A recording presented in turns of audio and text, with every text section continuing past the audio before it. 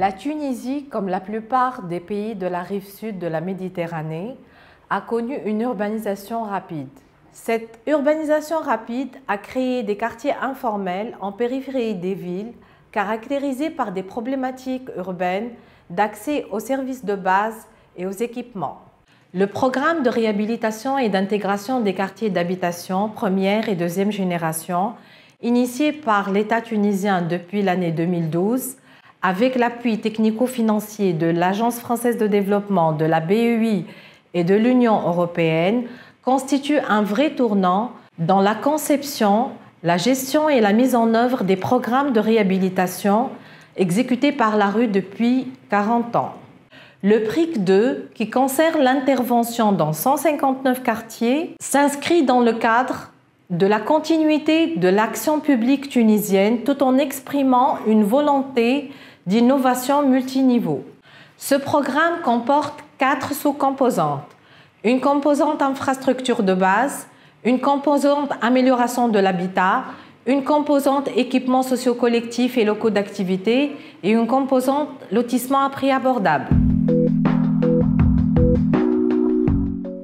L'assistance à maîtrise d'ouvrage apportée par l'Agence française de développement grâce aux fonds de l'Union européenne devrait accompagner la rue dans l'évolution de ses pratiques opérationnelles dans l'objectif de renforcer la qualité de ses projets en favorisant l'implication et la participation des habitants et des communes.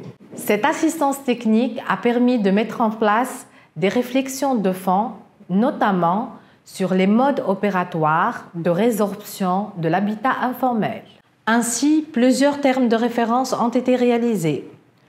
Concernant l'efficacité énergétique, la maîtrise d'œuvres urbaines, la programmation fonctionnelle des équipements sociaux collectifs. Les appels d'offres pour les travaux du PRIC 2 seront lancés à partir du deuxième semestre de l'année 2022.